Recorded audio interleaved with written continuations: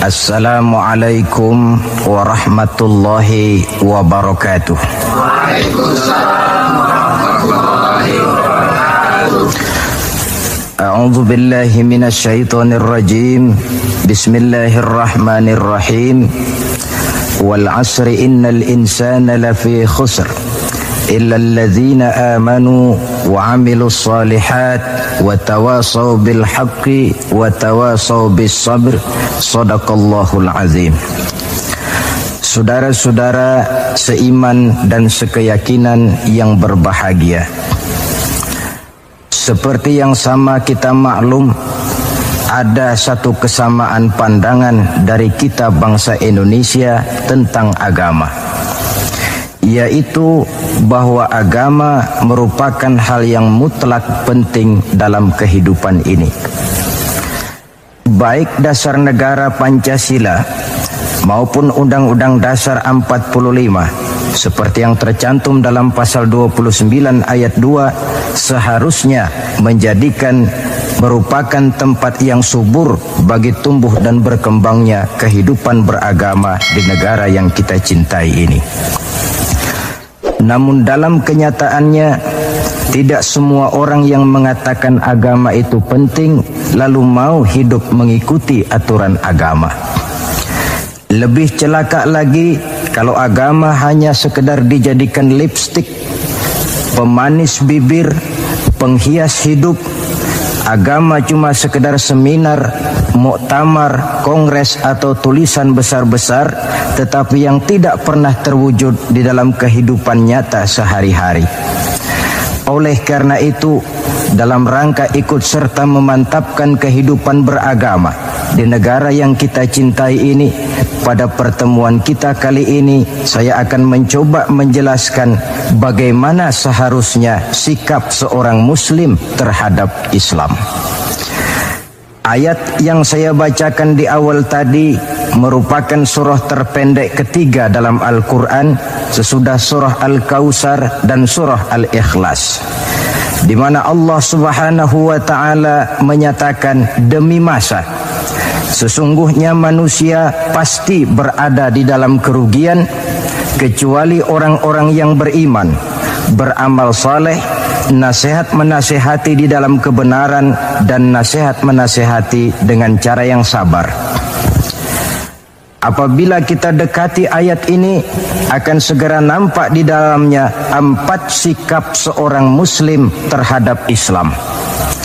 Sikap yang pertama, seorang muslim adalah seorang yang mengimani Islam, amanu, sebagai way of life, sebagai pandangan dalam kehidupan ini. Masalahnya kemudian, bagaimana seorang muslim mengimani Islam sebagai agamanya? Pertama, seorang muslim harus yakin Islam sebagai agamanya adalah satu-satunya agama yang benar. Sikap ini kelihatannya fanatik, tetapi apalagi yang harus dikatakan selain dari bahwa fanatik dalam arti berpegang teguh kepada agama merupakan bagian daripada kehidupan beragama. Sebab hanya dengan fanatik dalam artian itu sajalah orang konsekuen terhadap agamanya sendiri.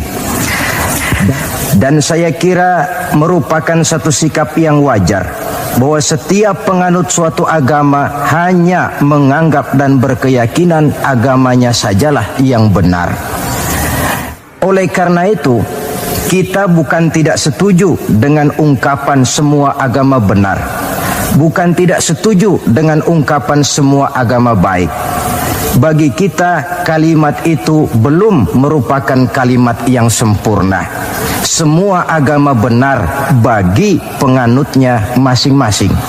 Semua agama baik bagi penganutnya masing-masing.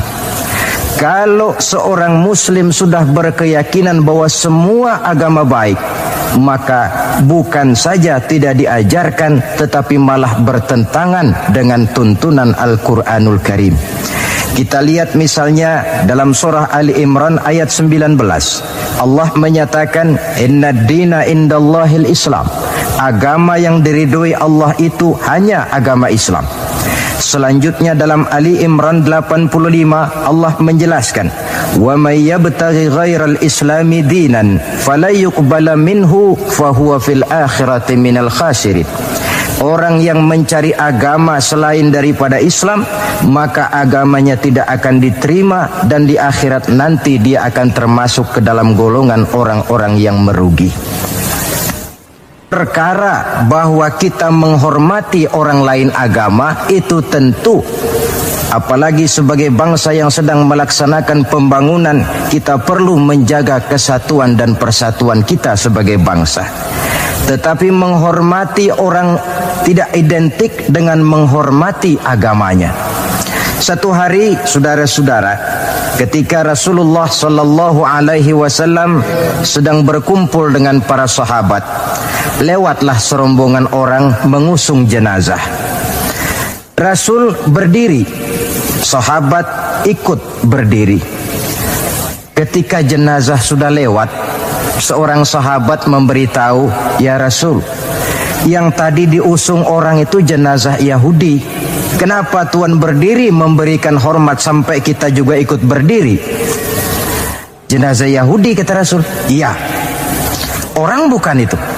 "Ya orang, kalau orang sih." Nah, kalau kau lihat orang diusung macam itu berdiri, sudah mati sekalipun masih diberikan penghormatan. Tetapi itu manusianya. Perkara agama kita dibatasi oleh ayat lakum dinukum waliyadin. Bagi Tuhan agama Tuhan, bagi kami agama kami. Tuhan silahkan melaksanakan agama Tuhan, kami akan melaksanakan agama kami. Kami hormati Tuhan, Tuhan juga hormat kepada kami. Persilahkan melaksanakan ajaran agama tanpa perlu menyampaikan agama kepada orang yang sudah beragama. Inilah sikap yang perlu ditegakkan agar kita jangan ngambang di dalam kehidupan beragama dengan memandang semua agama sama saja, semua agama benar, yang pada akhirnya kita tidak akan punya prinsip di dalam memegang teguh ajaran agama kita. Yang kedua, dalam rangka mengimani Islam, seorang muslim harus yakin dan berpandangan bahwa Islam sebagai agamanya adalah agama untuk seluruh manusia. Kalau Nabi Nuh diutus oleh Allah cuma untuk kaumnya saja, Nabi Ibrahim pun untuk umatnya saja, Nabi Musa demikian pula, Nabi Isa pun begitu. Tetapi Nabi Muhammad sallallahu alaihi wasallam diutus oleh Allah Subhanahu wa taala untuk seluruh umat manusia. Kita baca dalam surah Al-Anbiya ayat 107, Allah Subhanahu wa taala menyatakan, "Wa ma arsalnaka illa rahmatan lil alamin." Kami tidak mengutus engkau wahai Muhammad melainkan untuk menjadi rahmah bagi seluruh alam. Dewasa ini saudara-saudara, kita melihat timbulnya gejala di mana orang menganggap seolah-olah agama itu barang impor. Islam katanya kiriman Arab. Buktinya Quran bahasa Arab, hadis bahasa Arab, solat menggunakan bahasa Arab. Nah, akibat timbulnya pemikiran semacam ini, mulai nampak gejala orang menghindarkan diri daripada Islam. Sebenarnya bahwa Arab sebagian besar memang Islam, itu harus kita akui. Tetapi bahwa Islam bukannya Arab, itu pun juga merupakan kenyataan. Perkara kemudian Quran menggunakan bahasa Arab tidak lain karena Rasulullah sallallahu alaihi wasallam diutus oleh Allah di tengah masyarakat Arab ketika itu. Tapi ini tidak berarti bahwa Quran cuma untuk orang Arab saja. Bisa kita lihat dari bukti-bukti yang ada dalam Quran itu sendiri. Pertama, tidak ada satu ayat Quran pun yang ditujukan khusus kepada orang Arab semata-mata. Misalnya, ya ayyuhal arabiyyun, hai orang-orang Arab, tidak ada. Yang banyak kita temukan itu, ya ayyuhan nas, wahai manusia. digunakan kata yang bersifat umum. Manusia yang mana? Yang mana saja asal merasa manusia. Kalau tidak merasa manusia, tentu tidak perlu terpanggil dengan ayat ini. Lalu sholat menggunakan bahasa Arab. Tentu Islam telah mengikat kita dengan akidah. Sama Allah yang kita sembah, sama arah yang kita tuju dalam menyembah, sama bacaan yang kita baca, sama bahasa yang kita gunakan. Dari persamaan-persamaan semacam itu timbul ilaqah ruhiyah, mekanisme psikis yang pada gilirannya mengikat nilai-nilai persaudaraan yang lebih erat lagi. Cobalah kalau misalnya sholat saja dibiarkan tiap orang menggunakan bahasanya sendiri-sendiri, itu di samping akan menimbulkan berbagai kesulitan, kontak batin tidak akan cepat terwujud. Taruhlah misalnya yang jadi imam menggunakan bahasa Indonesia. Dia takbir dalam bahasa Indonesia, bukan dengan Allahu Akbar. Barangkali dia akan baca Tuhan yang Maha Besar. Datang lagi yang jadi makmum dari Padang, lain lagi gaya bahasanya, bukan Allahu Akbar, dia akan baca Allah nan gadang. Datang pula kemudian saudara kita dari Jawa Barat, takbir lagi dia dengan bahasanya, Gusti Allah anu ageng. Lalu paling akhir barangkali datang anak Betawi, jadi makmum dia takbir lagi pakai bahasa Betawi, Tuhan yang gede banget. Kalau cara sholat saja sudah semacam ini, mekanisme psikis itu kan tidak akan cepat terwujud. Jadi bahwa Arab memang Islam, tapi Islam bukannya Arab. Sama dengan logika bahwa monyet itu adalah binatang, tetapi binatang bukan monyet. Monyet cuma salah satu jenis dari sekian ratus jenis binatang yang ada di alam ini.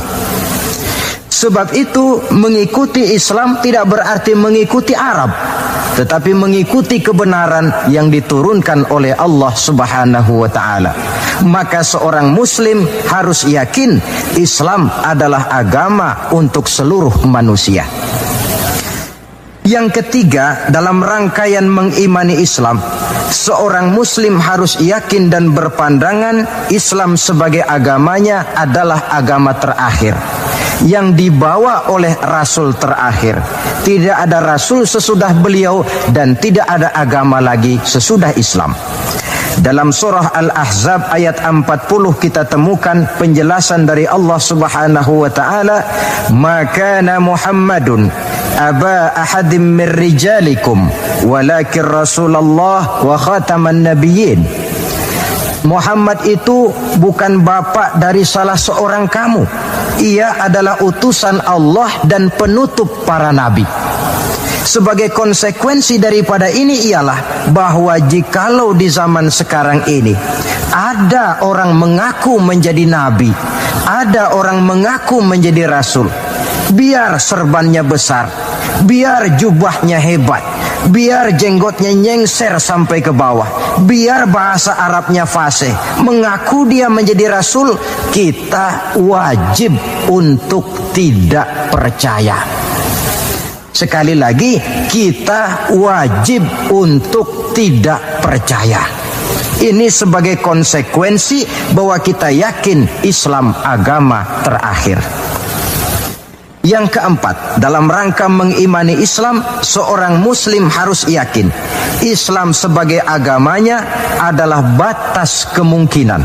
Apakah seseorang bisa mendapat ampunan Allah atau tidak? Dengan kata lain, Islam adalah batas antara sorga dan neraka. Ada orang yang tidak terlalu simpati kalau kita memvonis masalah agama dengan sorga dan neraka. Tetapi sebenarnya memang itulah hakikat daripada kehidupan beragama. Itulah terminal akhir. Agama itu masalah halal dan haram, masalah benar dan salah, masalah hak dan batil, dan pada penghujungnya masalah sorga dan neraka. Dalam Islam artinya dalam tauhid. Dalam tauhid artinya dalam daerah kemungkinan memperoleh ampunan. Di luar Islam, di luar tauhid. Di luar tauhid, syirik. Sedangkan syirik merupakan dosa yang tidak berampun. Kita baca dalam surah An-Nisa ayat 48 yang diperkuat pada surah yang sama ayat 116. Allah menjelaskan, innallaha la yaghfiru ayyushraka bihi syai'a wa yaghfiru ma duna dzalika liman yasha. Allah tidak akan memberikan ampun kepada orang yang menyekutukannya dengan sesuatu, tapi Allah akan mengampunkan dosa yang selain itu bagi orang yang dikehendakinya. Jadi yang namanya dosa, sepanjang tidak syirik, sepanjang orang tidak menyekutukan Allah, bagaimanapun besarnya dosa, masih dalam batas-batas kemungkinan memperoleh ampunan Allah. Kalau sudah di luar tauhid, jatuh kepada syirik, sudah di luar jangkauan kemungkinan untuk mendapatkan ampunan dari Allah Subhanahu wa ta'ala. Saudara-saudara seiman dan sekeyakinan,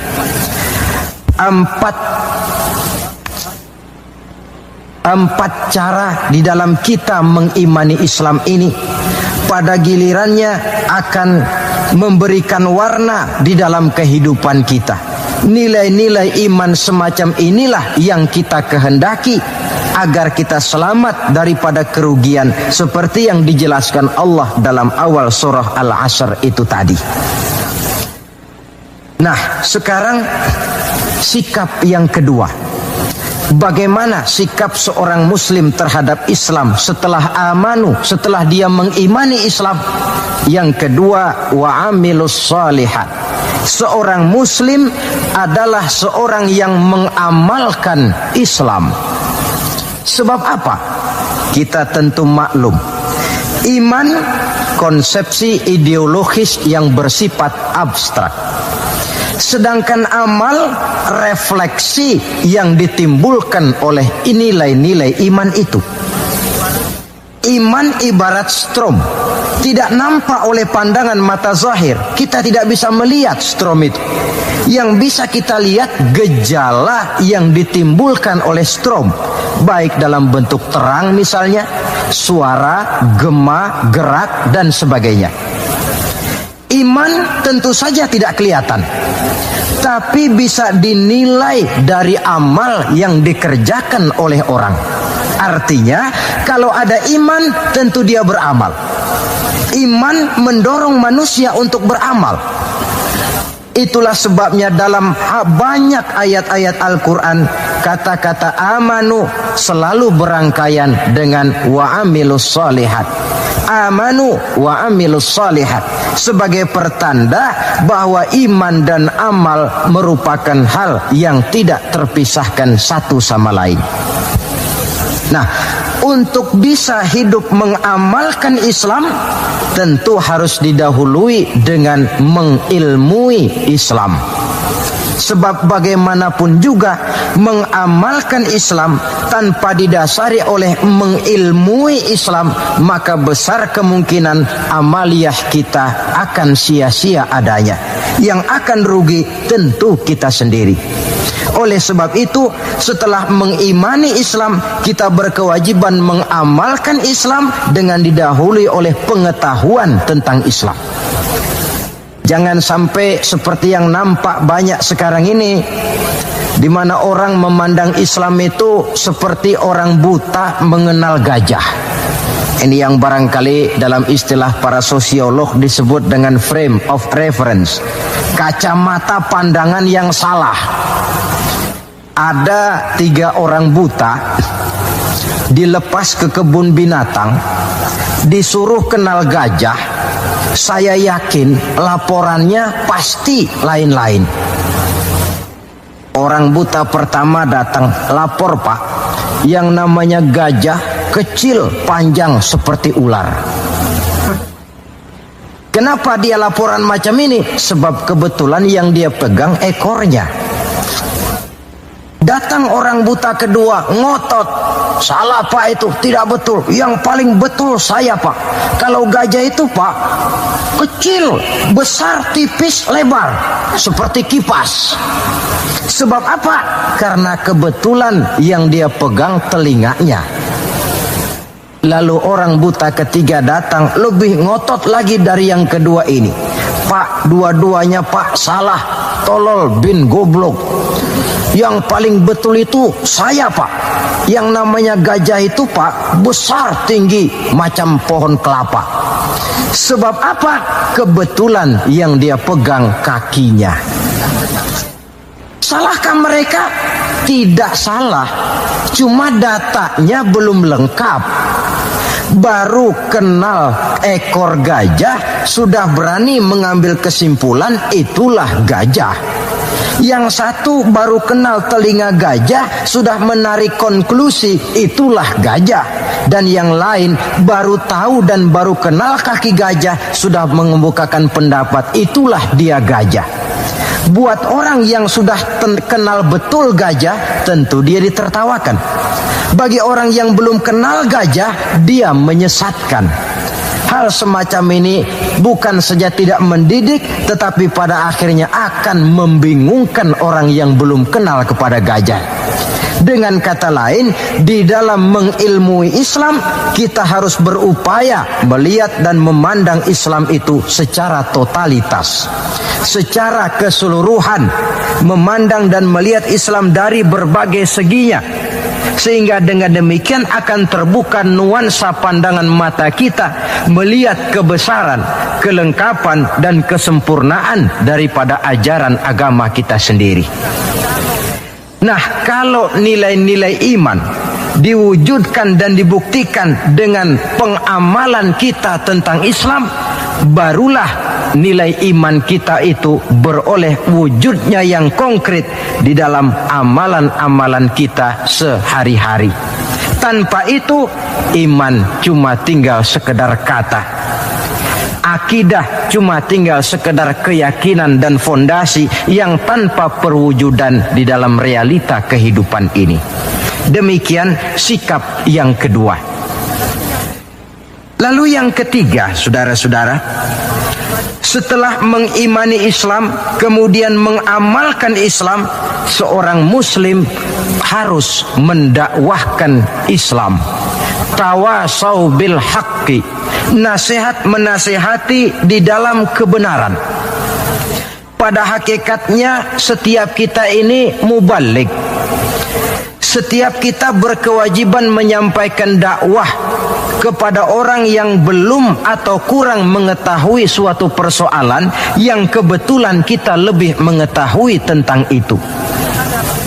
Tidak ada masalah kita berdakwah dengan menguraikan bismillah misalnya, kalau pendengar kita kebetulan orang yang belum mengerti bismillah. Dengan demikian akan terjadi pemerataan pemahaman agama. Tidak perlu harus selalu jadi mubaligh. Kalau kita kebetulan seorang pedagang, lalu dalam dunia perdagangan kita bisa memberikan contoh bagaimana seharusnya seorang muslim berdagang, maka kita sudah mendakwahkan kepada orang lain bagaimana cara dagang menurut Islam. Dakwah bil hal namanya, di mana setiap pribadi muslim menjadi iklan daripada agamanya. Dia harus sanggup berkata, tuan-tuan mau tahu bagaimana cara dagang menurut Islam? Lihat cara kami orang Islam dagang. Tuan-tuan mau tahu bagaimana cara berumah tangga menurut Islam? Lihat cara kami orang Islam berumah tangga. Tuan-tuan mau tahu bagaimana cara bertetangga menurut Islam? Lihat cara kami orang Islam bertetangga. Seorang muslim menjadi iklan daripada agamanya.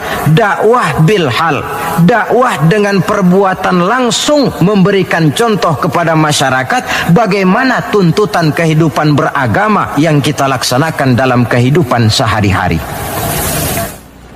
Saudara-saudara seiman dan sekeyakinan yang saya cintai, Itu sebabnya Allah Subhanahu wa taala menjelaskan dalam surah An-Nahl ayat 125, Ud'u ila sabili rabbika bil hikmah wal mau'izatil hasanah wajadilhum billati hiya ahsan inna rabbaka huwa a'lam biman dhalla an sabilih wa huwa a'lamu bil muhtadin. Berdakwahlah kamu, ajak manusia ke jalan Allah. Bagaimana caranya? Pertama, bil hikmah, dengan cara bijaksana. Bagaimana cara yang bijaksana itu? Baik Al-Quran maupun As-Sunnah banyak menjelaskan pola-pola kebijaksanaan dalam pelaksanaan dakwah. Kita ambil satu trik saja. Satu hari datanglah seseorang menghadap kepada Rasulullah sallallahu alaihi wasallam. Yang datang ini, kalau istilah sekarang, biang okem. Datang dia menghadap baginda Rasul. Sesampainya di sana, dia bilang, "Ya Rasul, bagaimana? Saya ini mau masuk Islam, boleh apa tidak?" Boleh. Lalu dia mengucap 2 kalimat syahadat. Setelah selesai mengucap 2 kalimat syahadat, dia berkata lagi, "Ya Rasul, saya sekarang sudah masuk Islam." Bagus. "Saya cinta Islam." Bagus. "Saya juga cinta kepada Anda ya Rasul." Bagus. "Cuma saya juga cinta kepada dosa ya Rasul. Terus terang saja saya ini suka judi, saya suka zina, dan saya senang mabuk, dan saya belum bisa meninggalkan semua itu." Marahkah Rasul mendengar keterus-terangan orang ini? Dihardikkah orang ini oleh Rasul? Macam apa kau, sama Islam cinta, sama dosa juga cinta? Ternyata tidak.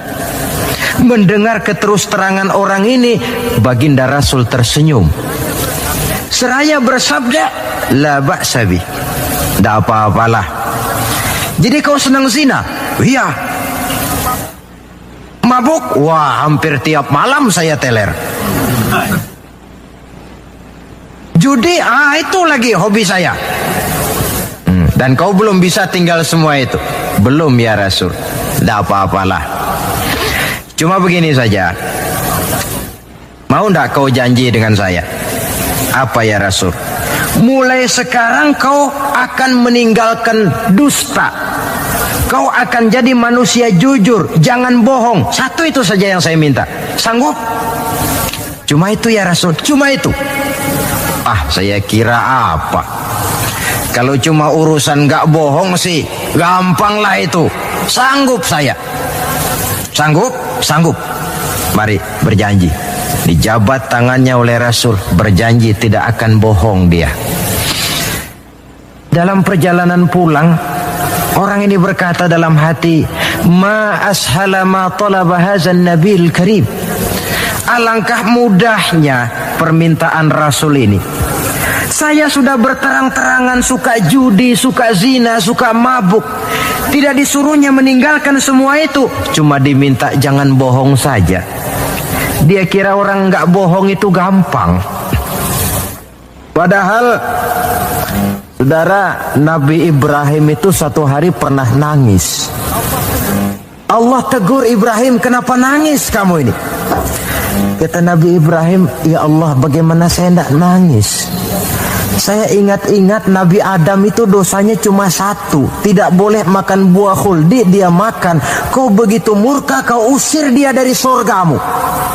Saya ini ya Allah, seumur hidup saya pernah 3 kali bohong. Bagaimana saya mengharap surgamu?" Itu yang bikin saya nangis. 3 kali seumur hidup, 3 kali bohong. Nabi Ibrahim nangis. Kita ini 1 hari 17 kali bohong, nyengir aja, gak ada nangisnya.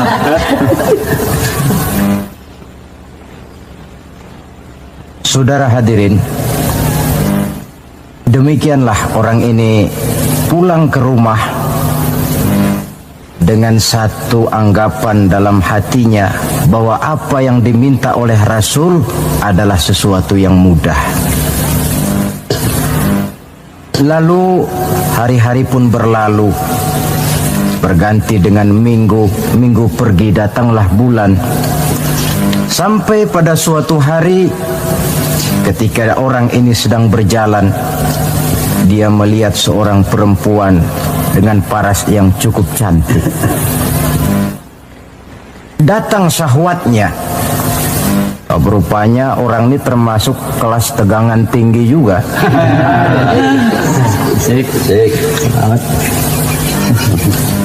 Dibawanya perempuan itu ke dalam rumah. Hampir terjadi perbuatan zina. Nyaris dia ingat janjinya. Iya, saya ini kan sudah janji dengan Rasul tidak mau bohong. Nanti kalau saya bertemu Rasul lalu saya ditanya, kamu zina apa enggak sekarang? Saya harus jawab bagaimana? Kalau saya bilang iya, tentu hukum berlaku. Kalau saya bilang tidak, artinya saya bohong. Padahal saya sudah berjanji tidak mau bohong. Peranglah antara bisikan iman dan bisikan nafsunya. Ternyata kemudian bisikan iman ini menang. Tidak jadi dia lakukan perbuatan zina itu. Lain waktu dia melihat sesuatu yang indah menawan, terdetik dalam hatinya mau mencuri. Sudah dia ulurkan tangan hendak mencuri itu, ingat lagi, saya sudah janji dengan Rasul tidak mau bohong. Kalau satu hari saya bertemu beliau ditanya saya kau mencuri apa tidak, bagaimana saya harus menjawab? Saya katakan iya, tentu hukum berlaku. Kalau saya bilang tidak, artinya saya bohong. Perang lagi iman dan nafsunya. Akhirnya iman menang, tidak jadi dia mencuri. Begitulah orang ini tiap kali mau melakukan kejahatan, ingat janjinya kepada Rasul bahwa dia tidak mau bohong. Sampai akhirnya dia tidak pernah jadi melakukan berbagai macam kejahatan. Paling akhir dia datang menghadap Rasul, ya Rasul sodakta, ya Rasul Anda benar. Kenapa? Yang Anda minta cuma satu, jangan bohong. Tapi rupanya itu pokoknya ya Rasul. Saya ternyata tidak berkutik. Sampai paling akhir dia menjadi salah seorang sahabat yang terbaik dari baginda Nabi. Sebab apa? Hanya diminta meninggalkan bohong oleh Rasul. Ini pola dakwah yang dilaksanakan oleh Rasul dengan cara bijaksana. Processingnya melalui tahapan yang sesuai dengan kemampuan orang. Contoh lain, satu hari datanglah seorang sahabat melapor, halaktu ya Rasulullah, wahai Rasul celaka saya ini. Ma'ahlakaka, apa yang bikin kamu celaka? Dia bilang, waqa'tu ala imra'ati fi Ramadan. Saya lagi puasa Ramadan, saya nggak tahan sama istri saya itu. Lalu nyelonong ya Rasulullah. Rupanya pengantin baru ini. Kata Rasul, nyelonong bagaimana? Ya nyelonong-nyelonong. Kalau memang begitu bayar dendanya. Apa dendanya ya Rasul? Bebaskan budak. Waduh, saya tidak punya budak ya Rasulullah. Tidak punya? Tidak punya. Puasa 2 bulan berturut-turut.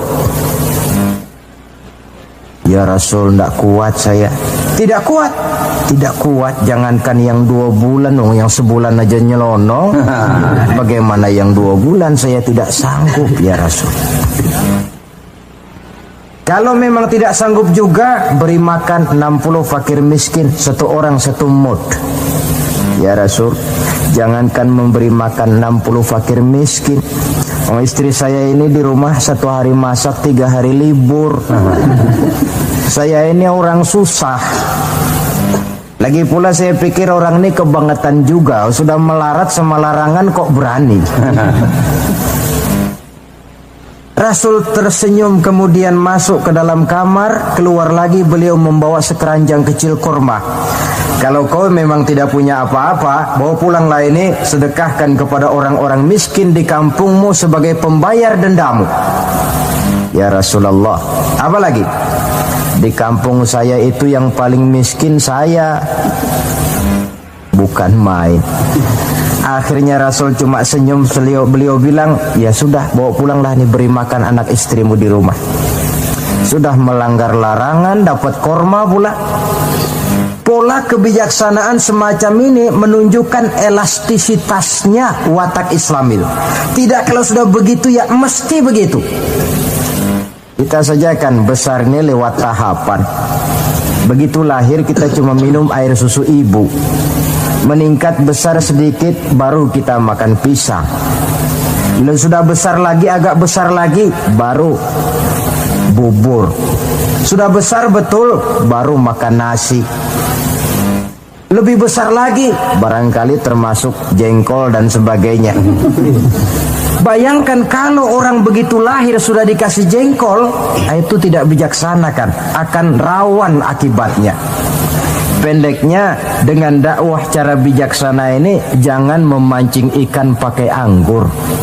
Bagaimanapun enaknya anggur itu, bukan makanan untuk ikan. Inilah makna tuntunan Nabi, khatibin nasa ala qadri uqulihim. Berbicaralah kepada manusia sesuai dengan daya terima mereka, sesuai dengan kemampuan yang mereka sanggup melaksanakannya. Begitulah pola dakwah pertama, bil hikmah. Yang kedua, wal mau'izatil hasanah, dengan contoh nasihat-nasihat yang baik. Dan yang ketiga, wajadilhum billati hiya ahsan. Kalau memang perlu berdebat, perlu berbantah, debatlah dengan cara yang terbaik. Bukan dengan sentimen, tapi dengan argumen. Bukan dengan tujuan untuk mencari kebenangan, tetapi untuk mencari kebenaran. Sehingga dengan demikian, saudara-saudara, seorang muslim harus tegak mendakwahkan Islam sesuai dengan bidang dan kemampuannya masing-masing. Ini sikap yang ketiga. Lalu sampai kepada sikap yang keempat, bagaimana seorang muslim sikapnya terhadap Islam. Yaitu yang keempat, watawasau bis sabr, bersabar dalam Islam. Setelah kita mengimani Islam, mengamalkan Islam, kemudian mendakwahkan Islam, pada yang keempat, bersabar dalam Islam. Sebab apa? Perjalanan mengimani Islam, mengamalkan Islam, mendakwahkan Islam, bukan perjalanan yang lurus bertabur bunga di kanan kirinya. Jalannya menanjak, penuh onak dan duri. Namun tidak ada perbuatan tanpa resiko. Orang yang berani berbuat harus berani resiko. Mengimani Islam ada resikonya, mengamalkan Islam ada resikonya, mendakwahkan Islam, menegakkan yang ma'ruf, menghancurkan yang munkar pun ada resikonya. Bersabar dalam Islam. Bagaimana orang yang sabar itu? Allah menjelaskan, wabasyiris sabirin allazina iza asabathum musibah qalu inna lillahi wa inna ilaihi raji'un. Orang yang sabar tidak lain adalah orang-orang yang kalau mereka mendapat musibah, terkena satu kesulitan, kembali kepada konsepsi dasar inna lillahi wa inna ilaihi raji'un. Kami berasal dari Allah dan kepada Allah pula kami akan kembali. Bukan ucapan itu yang penting, tapi penghayatannya. Kalau pada satu saat misalnya kita harus melepaskan jabatan yang kita cintai, kembali kepada konsepsi inna lillah wa inna ilaihi raji'un. Dahulunya pun ketika lahir ke dunia ini, saya tidak membawa jabatan apa-apa. Kalau satu saat kita kehilangan harta benda yang sangat kita sayangi, kembali kepada konsepsi dasar. Dahulunya pun waktu terlahir ke alam ini saya tidak membawa apa-apa. Inna lillah wa inna ilaihi raji'un. Di belakang itu lalu baik sangka bahwa musibah, kepahitan dan penderitaan hidup bagaimanapun pedihnya, di belakang itu tentu mengandung hikmah. Cuma barangkali mata kita saja yang agaknya kurang terbuka untuk menelusuri hikmah di belakang itu. Lalu timbul semacam protes. Kenapa kesulitan yang datang menimpa saya? Padahal saya mengimani Islam, mengamalkan Islam, mendakwahkan Islam. Kenapa mesti kesulitan yang saya hadapi? Timbul protes dalam hati. Padahal hikmah di belakang itu tentu ada. Dan setiap muslim menghadapi bagaimanapun besarnya kesulitan, dia harus tetap husnuzon, baik sangka kepada Allah. Dengan satu keyakinan, di belakang setiap kesulitan mesti ada hikmahnya. Dahulu ada seorang petani, dia selesai bekerja di ladang, istirahatlah dia, tidur di bawah pohon beringin. Di sebelah pohon beringin ini ada pohon labu. Sambil tidur-tiduran dia berpikir, kalau saya lihat-lihat Tuhan ini tidak adil, katanya. Masa pohon beringin pohonnya besar, buahnya kecil. Lalu pohon labu pohonnya kecil, pohonnya kecil, kok buahnya besar. Ah, Tuhan bukan arsitek ulung ini. Tidak adil ini. Mestinya supaya enak dilihat itu, beringin yang pohonnya besar, buahnya besar sebesar buah labu. Lalu pohon labu yang pohonnya kecil, buahnya kecil-kecil sajalah sebesar buah beringin. Baru adil rasanya itu. Nah, apa yang terjadi? Rupanya Allah tidak membuktikan kebesarannya. Baru saja selesai dia berpikir Tuhan tidak adil, jatuh sebutir buah beringin tepat menimpa hidungnya. Dia terkejut. Astagfirullahalazim, katanya. Kalau begitu Allah itu benar-benar adil. Coba kalau buah beringin sebesar buah labu, lalu barusan jatuh menimpa hidung saya, rasanya sudah tidak karu-karuan potongan muka saya ini.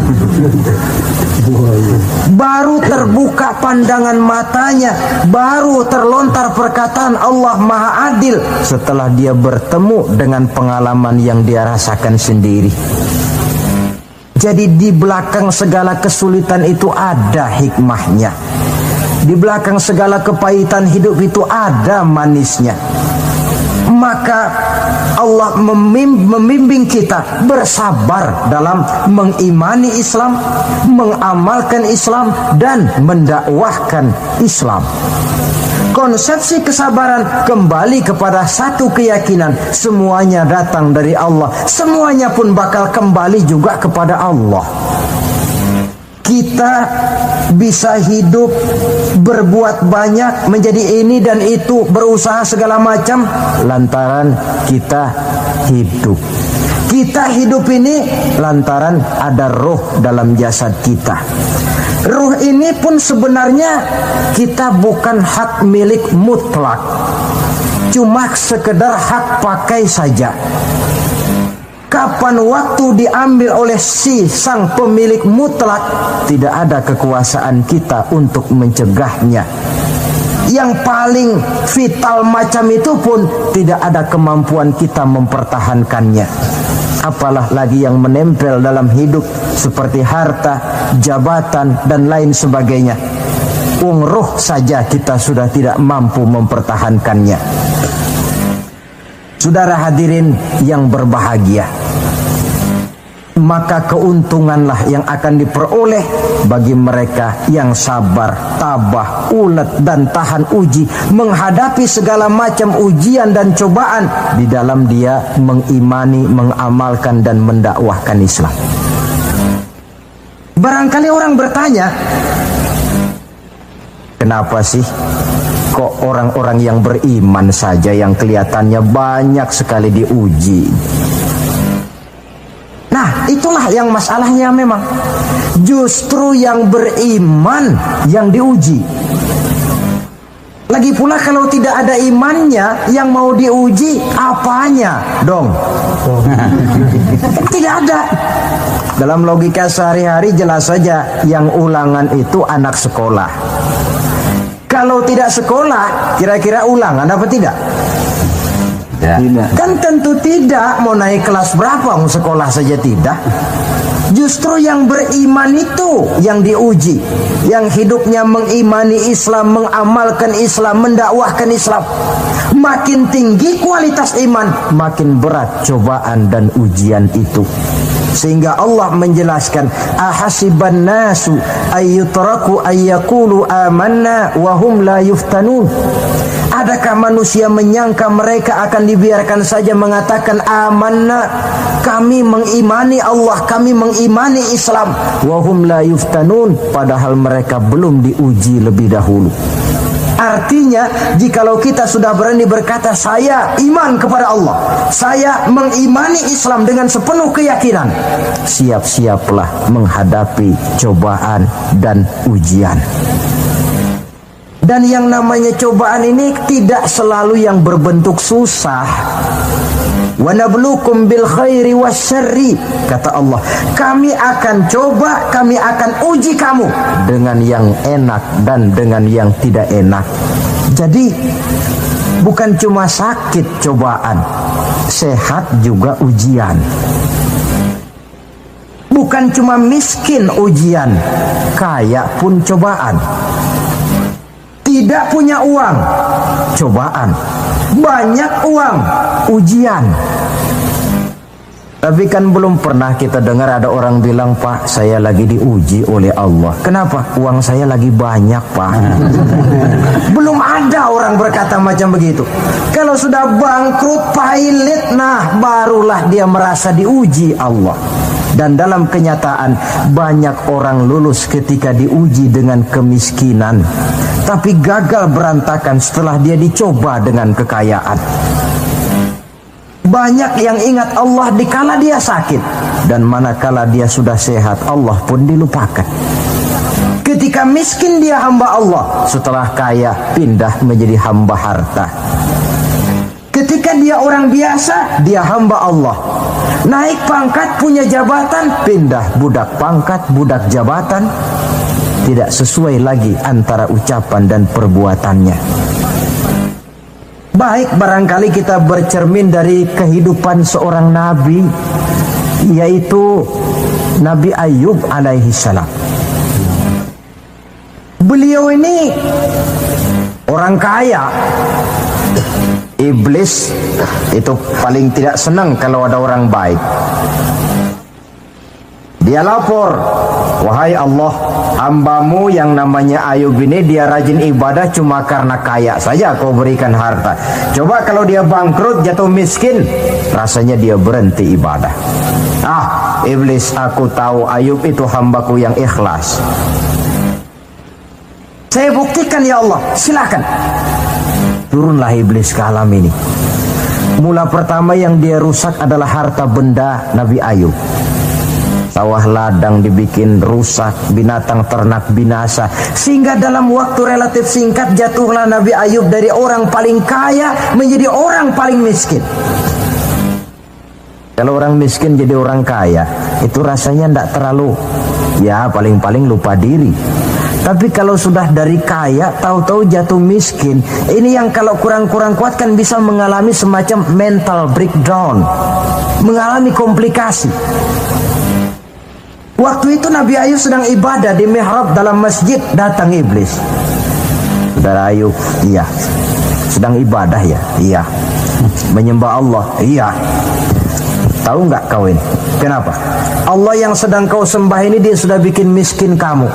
Sawah ladangmu rusak, binatang ternakmu binasa, dan kau sekarang sudah jadi orang paling miskin. Buat apa menyembah Tuhan macam itu yang sudah bikin miskin kamu? Inilah iblis ini, kepada Nabi Ayub bicaranya lain, kepada Allah bicaranya lain. Kata Nabi Ayub, benar itu. Benar. Sawah ladang saya rusak. Iya. Binatang ternak saya binasa. Iya. Dan saya sekarang jadi orang paling miskin. Betul. Kata Nabi Ayub, beliau malah tidak mengucapkan innalillah. Yang beliau ucapkan apa? Alhamdulillah alladzi a'tani wa akhadha minni. Alhamdulillah, segala puji bagi Allah yang telah memberikan harta kepada saya dan sekarang Allah pula yang mengambilnya. Allah yang memberi, Allah yang mengambil. Tidak ada masalah bagi Allah. Iblis cuman ibadah jalan terus. Kembali beliau ibadah. Keki bukan main iblis ini. Inilah sebagian dari cerminan orang yang punya fondasi dan kesadaran kepada penghayatan tentang kalimat inna lillahi wa inna ilaihi raji'un. Kadang-kadang kita cuma sekedar ucapan tanpa penghayatan. Terkena musibah mulutnya sih tidak berhenti innalillah innalillah, tapi nangisnya juga tidak mau berhenti. Tidak diiringi dengan kesadaran dari Allah segalanya berasal dan kepada Allah segalanya pun juga akan kembali. Nah, kalau sadarlah kita bahwa tidak ada satu perbuatan tanpa resiko, dan resiko dalam mengimani, mengamalkan dan mendakwahkan Islam merupakan sesuatu yang indah. Yang kalau kita hadapi dan kita modali dengan sabar, tentu buahnya akan nikmat kita rasakan dalam perjalanan hidup ini.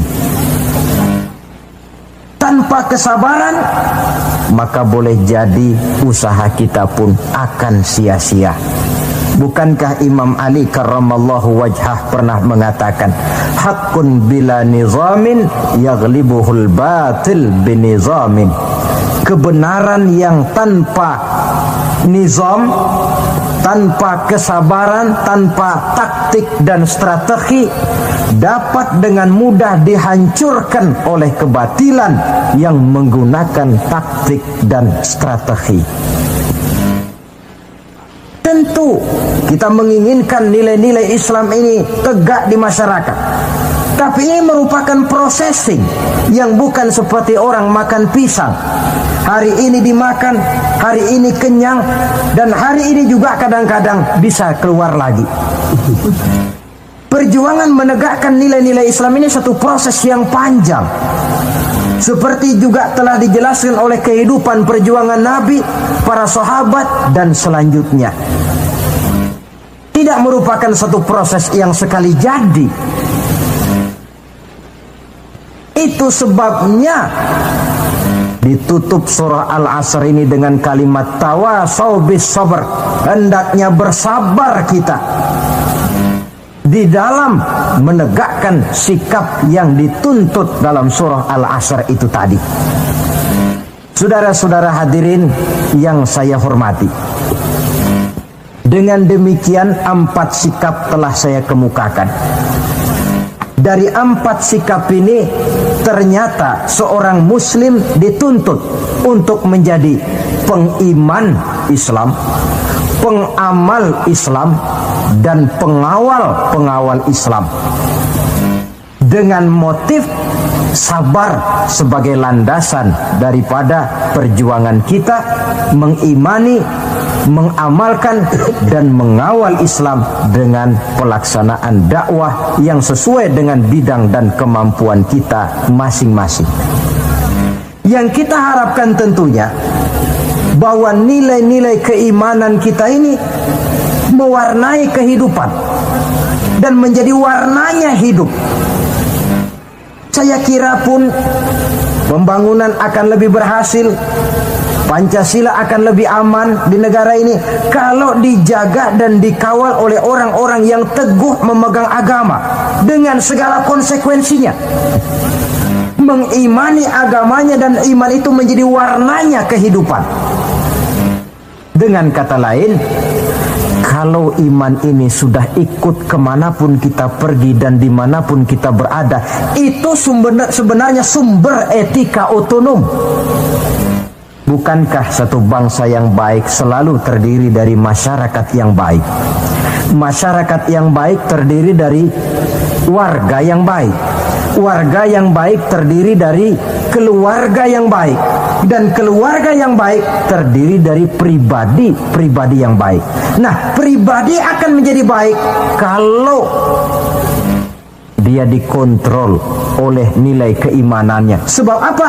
Puncak keimanan yang tertinggi sebenarnya tidak lain manakala seseorang sudah merasakan kehadiran Allah dekat dalam hidupnya.